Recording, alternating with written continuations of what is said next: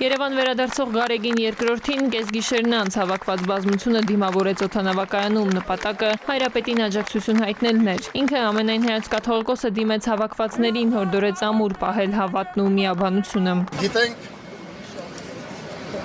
որ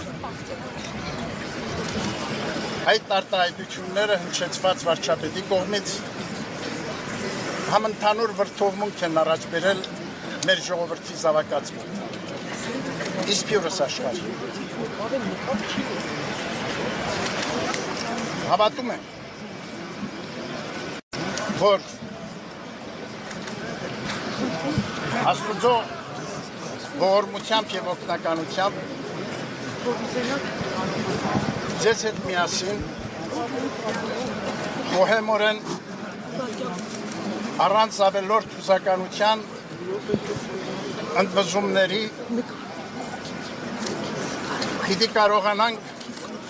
հաղթահարել այս դժվարությունը։ Փաշինյանը, որ երեկ Մայրաթոր Սուրբ Էջմիածնի վեհարան ազատելու եւ կաթողիկոսական նոր ընտրություններ կազմակերպելու օրակարգն առաջ բերեց ու դրա կազմակերպչական հարցերով զբաղվող խմբի անդամների քաստինգ հայտարարեց, այսօր արդեն Մայրաթորից պարզաբանումներ է պահանջում։ Մայրաթոր Սուրբ Էջմիածինը թող պարզաբանի համաձայն հայաստանյայց առաքելական Սուրբ եկեղեցու կանոնների, ինչ է տեղի ունենում, երբ պարզվում է կուսակրոն հոգևորականը խախտել է կուսակրոնության ուխտը եւ կուսակրոնության ուխտի ստանձնումից հետո զավակ է ունեցել։ Սահմանադրական իրավունքի մասնագետը պարզ է ձևակերպում, մեր մայր օրենքում ուղղակիորեն սահմանված են վարչապետի լիազորությունները ու դրանք որևէ կերպ չեն խաչվում ներեկեղեցական հարցերի հետ, այդ թվում ոչ կուսակրոնության, ոչ կաթողիկոսի ընտրության մեջ բերում է Հայաստանի Հանրապետության եւ Հայաստանյայց առաքելական Սուրբ եկեղեցու հարաբերությունների մասին օրենքի համաձայն Հայաստանի Հանրապետությունը ճանաչում է Հայաստանյայց առաքելական Սուրբ եկեղեցու ինքնակառավարումն իր նվիրապետության սահմաններում։ Ըստ մեր սահմանադրության, ուղղակիորեն միջամտության հնարավորությունը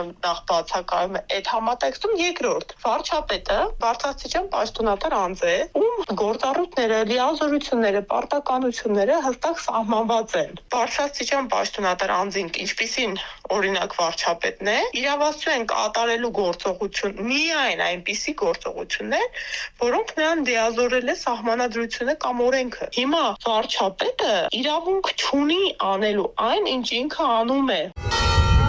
Եկեղեցին ինքն իր ներսում պետք է քննության առնի այս հարցերը ու որոշումներ կայացնի։ Արտաքին միջամտություն օրենքը թույլ չի տալիս։ Շարունակելով միտքը սահմանադրագետը մտահոգություն է հայտնում, թե գուցե նոր սահմանադրությունը գրելիս արդեն հաշվի առնեն այս իրողություններն ու վերանայեն, այսպես ասենք, պետական միջամտության սահմանափակումները։ Տիգրան Ուիկուրխինյան, ժամը լրատվական։